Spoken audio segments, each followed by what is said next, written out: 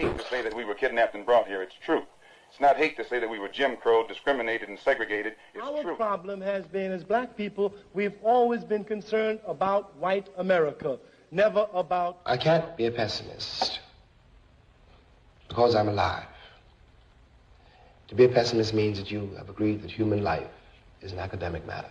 We might not be back. I might be in jail. I might be anywhere. But when I leave, you can remember I said with the last words on my lips that I am a revolutionary. And you're going to have to keep on saying that. Hello. Thank you for tapping in. It's your man, Brian HRap B. Williams, for another episode of A Few Minutes with HRap. Thank you for tapping in. Hit that like, hit that share, comment. Do what you got to do to support the movement. Thank you. Good afternoon. Let's talk about what we're going to talk about today. But before that, I want to let you know to go to www.enterthebench.com, www.enterthebench.com, and support the movement as well. That's where you can see me live as well. You can also go to YouTube, which you're probably watching now, whether you're watching now, later, good afternoon, good morning, good evening, whatever time it is where you're watching. I want to make sure we do these things because they are important. Now, as I do every day, I want to thank my parents, Dolores and John. Without Dolores and John, there is no me. Without me, there's no pod. Without no pod, you'd probably be doing something else right now. So thank you again. Today's episode is an interesting episode. Yesterday was the inauguration of the latest president of the United States of America. And we also have a few things that goes along in pop culture that I'm going to talk about. Now, first and foremost, I'm calling it today's episode what it is. Same game, new person. That's it. New person at the front of the board. It's the same old game. Now, first and foremost, I want to pick up where I left off at yesterday. Yesterday, I talked about the things about NIL, name, image, and likeness with these college athletes. With college athletes of the United States of America, they're being paid, and some of them being compensated handsomely. And you have a lot of people who are not thinking, who are people in front of the world, and people respect what they say because they have these positions of authority. Don't listen to those people, young men. Listen to your coaches, hopefully. Listen to your parents and your mentors so they can guide you properly. Don't always chase the money, because we've seen over the weekend and yesterday what chasing the money and get you. And I'll talk about that a little bit later. What I want us to do with our young people is acknowledge the fact that, as I said yesterday, the bag is not always the goal. See, when you have a person in a position in which you can dictate your own terms, money may not always be your most powerful asset. Money makes the world go round without a doubt. But money is not going to always put you in an advantageous situation. When you are entering these institutions of higher learning, understand the knowledge is the most valuable currency you can have, because you can become insanely rich and then you can become pitifully poor. But if you have the knowledge on how to become insanely rich, you can rinse and repeat and get that status once again. And that's why you're going to school. College isn't about making you a smarter individual. It's about enhancing your experience in life. Just because you're from the hood or you're from an impoverished or disenfranchised situation does not mean you need to have a spirit of disenfranchised, a mental of disenfranchisement. What it means is you may or may not have the ability to access the mental capabilities to move forward in this life. Knowledge is king.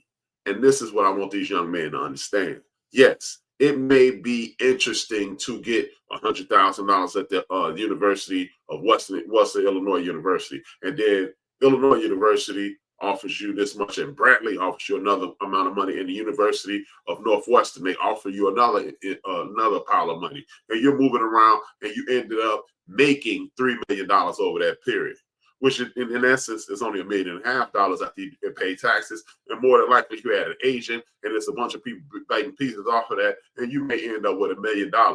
Now, a lot of us will say, hey, that's life-changing money, and it is, if you handle it properly. But while you were at Western Illinois University, while you were at Bradley University, while you were at the University of Illinois, while you were at Northwestern University, did you take advantage of the academic institutions?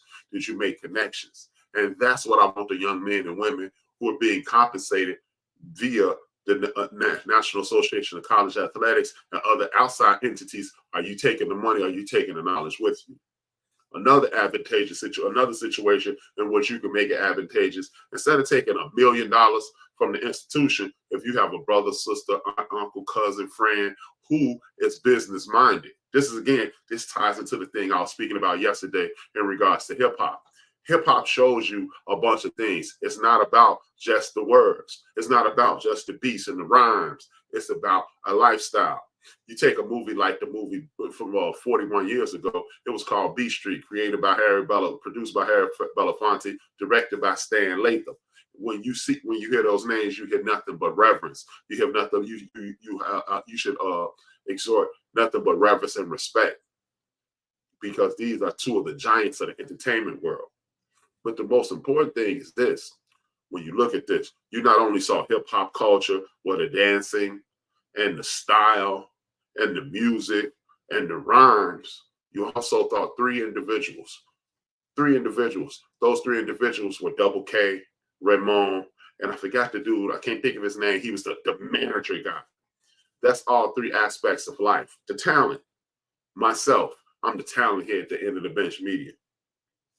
And I get on here and I pontificate and I'm loquacious, and I have the opportunity to maximize this and turn it into currency.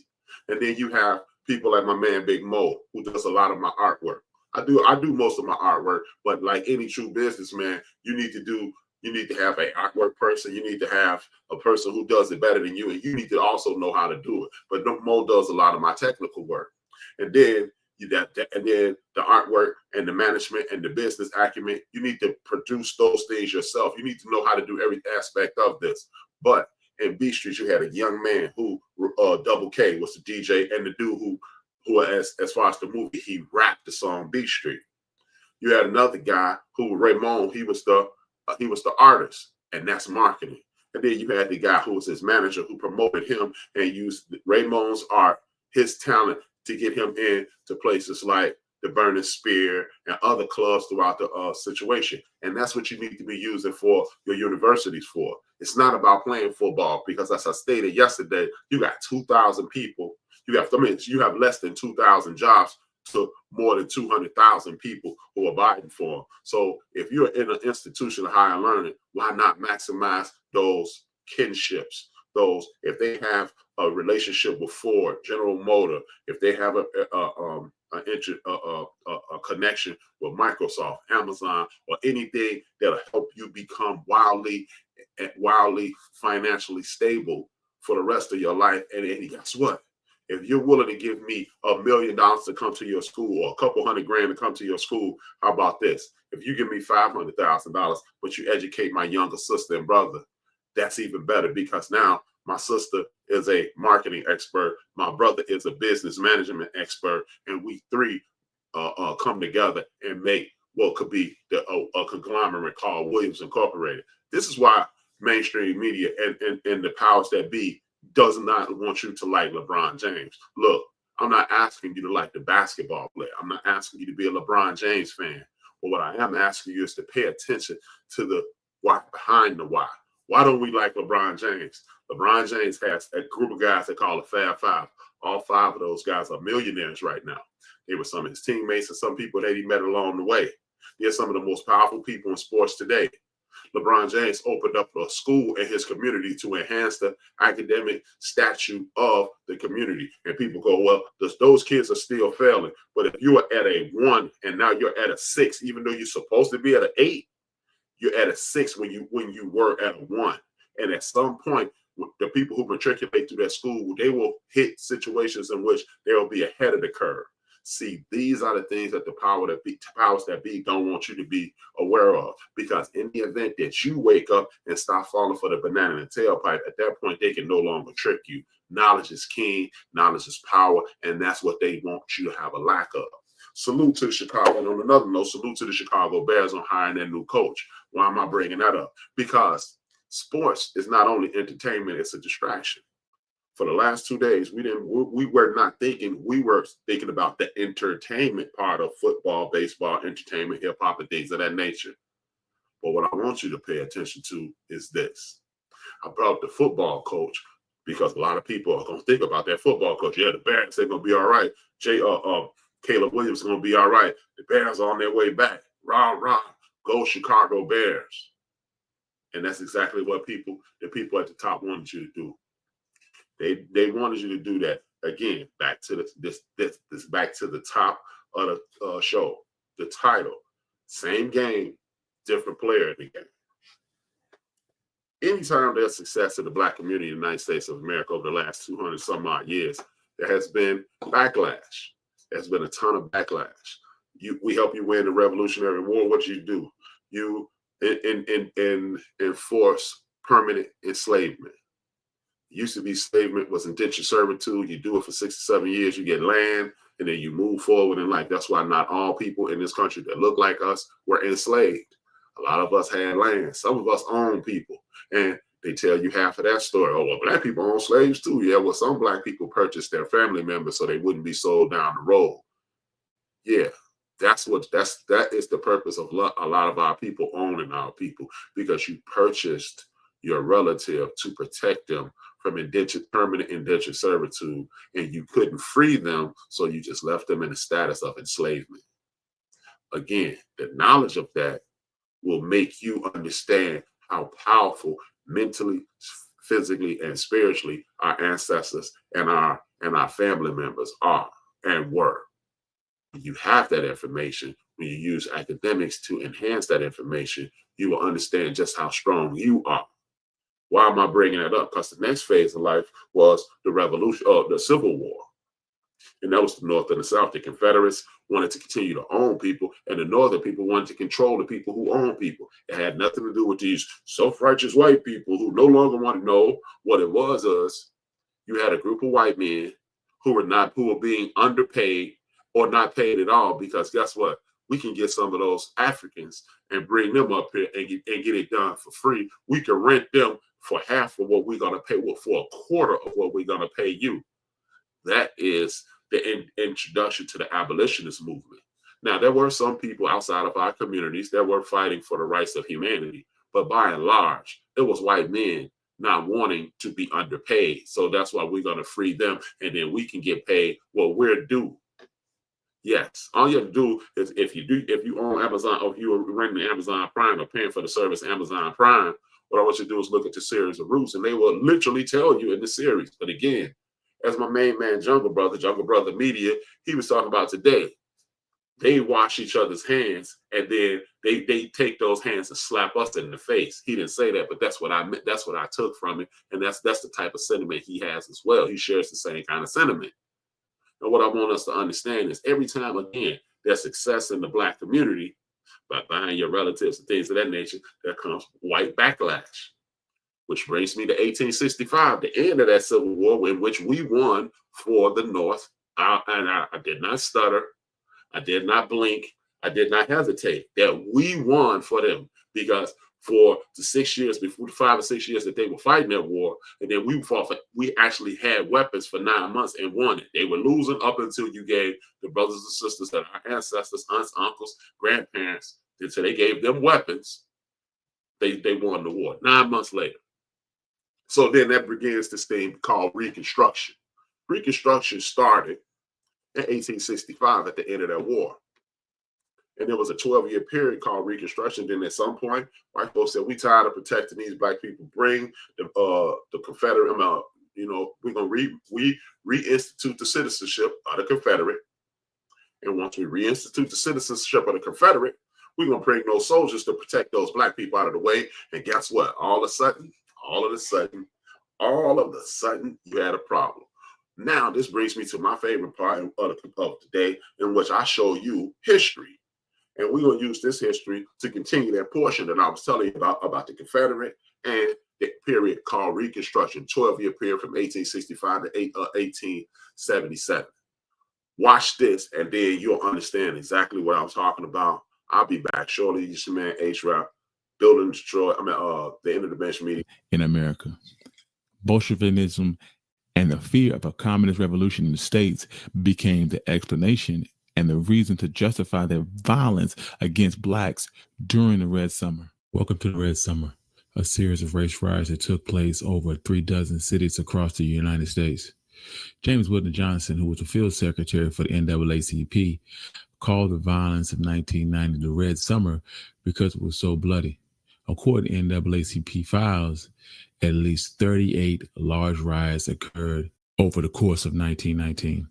The riots developed from a variety of forces, including the rise of Jim Crow, the demobilization of the United States Armed Forces following the end of World War I, an economic slump, and increased competition in the housing market and job market between whites and African Americans caused by the Great Migration. And while the racist attacks of 1919 were widespread and almost indiscriminate, in many places they were initiated by white servicemen and centered around the 380,000 Black veterans who had just returned from the war. Because of their military service, Black veterans were seen as a particular threat to Jim Crow and racial subjugation. Many of the Black soldiers that returned from the war, armed with renewed determination to fight that discrimination against the near constant barrage of brutality. As I stated, this is why I'm talking about this today. As you saw, he said 1910. 1990, he meant 1890 and 19 up until 1910, 1920. But that's neither here nor there. We're all human beings. We make mistakes. I want you to subscribe to One Mic History with Country Boy, and I actually want you to go to www as well, www.endofthebase.com, as you see at the bottom of the screen right there. I want you to go there because when you watch the video in its entirety, that's on my website, or you can go to the description of this episode of my podcast and click on it. We both get credit for it. I need Country Boy and myself to get credit, so we could work together. Both hands work together. One hand watch the other hand, both hands watch the face kind of deal. But the point of me showing you that, it shows you every time, going back to 1865 to 1877, which is called Reconstruction. Guess what happened during Reconstruction? They had this thing called the Mississippi Plan. And the Mississippi Plan was this: we're going to intimidate, we're going to fear, we're going to gerrymander, we're going to we're going to ask the Democratic Party. And I did say the Democratic Party. I told y'all I don't have any alliance to any of these parties. But at the time, Abraham Lincoln was the party of liberation. And then it was a switch in the late 50s in the United States of America. But that's neither here nor there in regards to this episode. The Democratic Party, they fought tooth and nail to put judges in place, to impeach people out of office, because you had Black people, over 200 Black people take office throughout the United States of America. They start living what is called the American dream. And when those Confederates were reinstituted as citizens, they start creating hate groups like the Ku Klux Klan. They start creating Black laws like loitering. Yes, the loitering laws that we adhere to even to this very day were created because if you were loitering, standing around for more than 30 days after you were emancipated, after you and your family had been enslaved for over 150 years at that point, if you didn't have any place to go, you went to jail because of that but clause. It is illegal to force someone to work freely, but if they break the law, they have the right to be incarcerated. They're leased out to people who they were formerly enslaved to, and the government gave those Confederates, basically treasonous people, basically insurrectionists. I'll get into that in a second. They gave them their land back. So here we go. And then you got Jim Crow segregation, as you heard at the aforementioned Jim Crow segregation in the video. And I want you to watch this video in its entirety. Go to Country Boy. It's One Mic History. Awesome channel on YouTube as well. Subscribe, like, and comment to this as well. But as I was saying, does these things sound familiar to you? You have gerrymandering.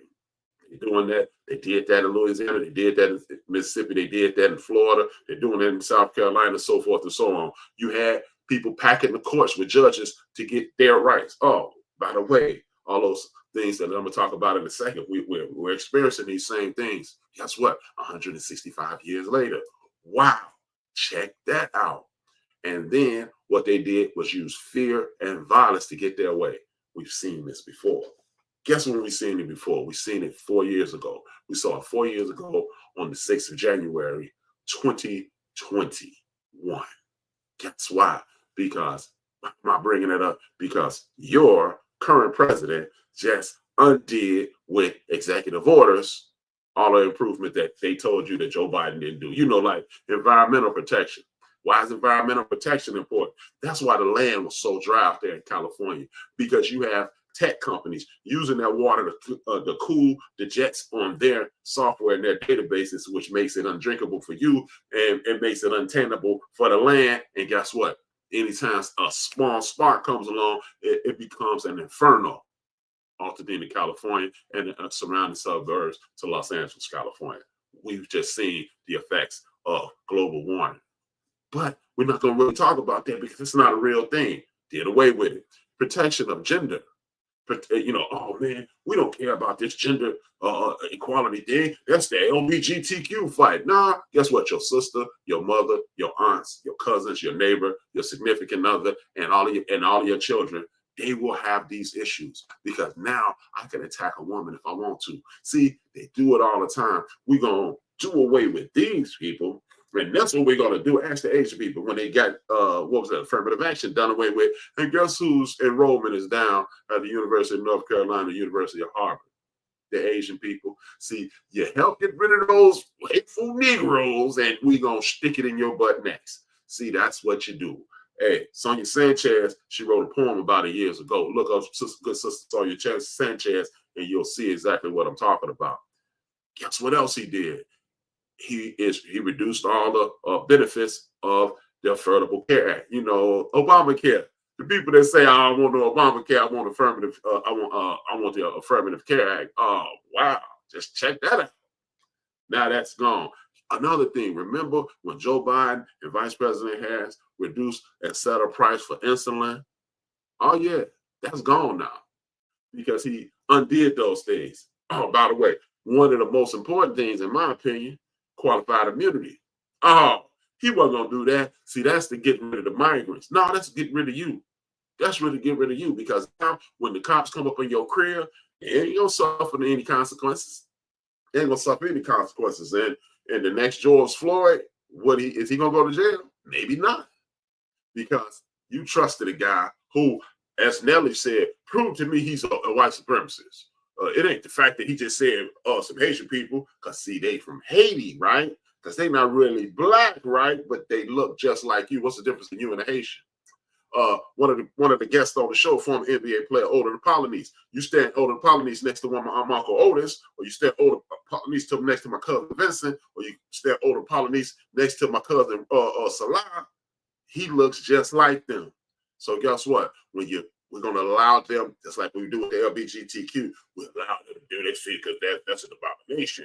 And then they mess with somebody who looks just like you, and then it's a problem.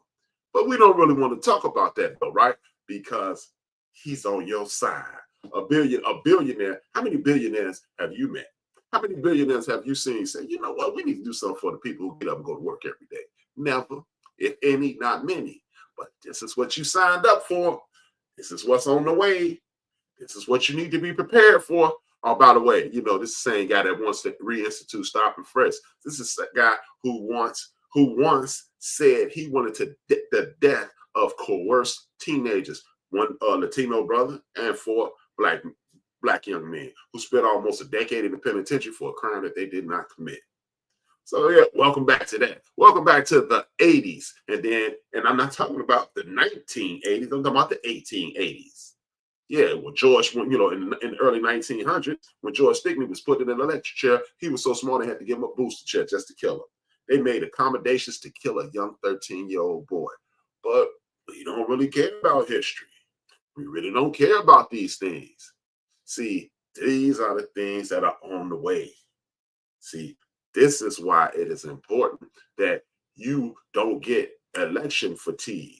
Because I've never heard nobody tired of watching TV. I don't see anybody being tired of watching sports or any movies. You don't have TV fatigue. You don't have movie fatigue. You don't have entertainment fatigue. We have election fatigue. And this is why we need to pay attention. The president is the least powerful person in the United States of America. It's really the Speaker of the House. It's really the Speaker of the House. And it's really the people who are in Congress. They run the country.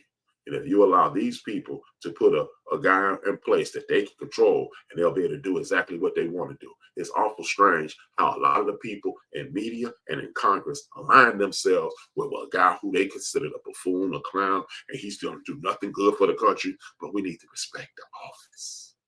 The office has never done anything for the United States of America, people who are descendants of slaves or descendants of people from the continent of Africa. If you look like me, you are in trouble. But am I fear-mongering? No, I am not. Because I'm not afraid. Because things 100 years ago were way worse than they are now. See, what I need us to realize is this. We have true power in this country. Watch this.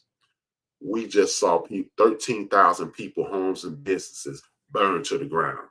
But we still have the ACLU, don't we? Or do we? Do we still have the NAACP, or do we? And we still have the Urban League, or do we? This is what I need us to start talking about. Instead of having these vultures swoop in over that destroyed property and get rid of it, how about the people at the Urban League? How about the people at the ALC? And how about the people, ACLU, I'm sorry, and how about the people at the NAACP start a GoFundMe? It's over 300 million people in America. Y'all always talk about it's about America, and we work together. We galvanize when it's a terrible thing, like the towers went down. We come together. We work for that. So, okay, 13,000 homes divided by 300 million people. If all of us sent $5 to some type of fund, those 13,000 people could get their homes back instead of those vultures swooping in and taking over that land and making those people even more distressed, because the people around them, the landowners around them, are already jacking up the rent. So if we're really Americans and we're going to come together and we're going to do it, let's do it. Don't talk about it, be about it. Don't talk about it, be about it. Let somebody come together and get those people their houses back. And then we're going to go back over to the East Coast for all those people that suffered from the hurricane. The hurricane that was about 90 to 60 days ago. We helped them get their property back. See, and at that point, the only people in Congress will be people who want to help the people. And the people who are in Congress who are not behind the idea like your man HRap just gave you, guess what they need to be? They need to be distressed and out of work. And when you do things like that, then we'll see who's about America and about the people. See, we don't need to make it about race. We need to make it about the people. We can come together. Salute to the flag and all that, right? That's what it's about, right? So let's see let's make this, I'm going to make this a real 30-second clip. And we're going to make that go viral. And when it goes viral, let's see which person in Congress steps up and grabs old HRap's running his mouth and get those people their cribs back. And if they do that, then we understand we can trust them. And if they don't, then we just know that they did this to us. You know, kind of like yesterday at the inauguration, when my man hit us with the Hitler sign, and folks start saying, no, he got a nervous twitch. Well, I got a nervous twitch too. To the people, you know, it's this finger between these, you know, between my ring finger, my index finger. I might have a nervous twitch to those people who said that. Mine just popped up too. With that being said, you know, y'all know I'm HRap. I'll be back tomorrow. 2 fingers. And it is necessary for those people who rule over us and who rule over African people the world over, if those people are to stay in power, they must destroy our ability to love each other in a healthy sort of way. This is why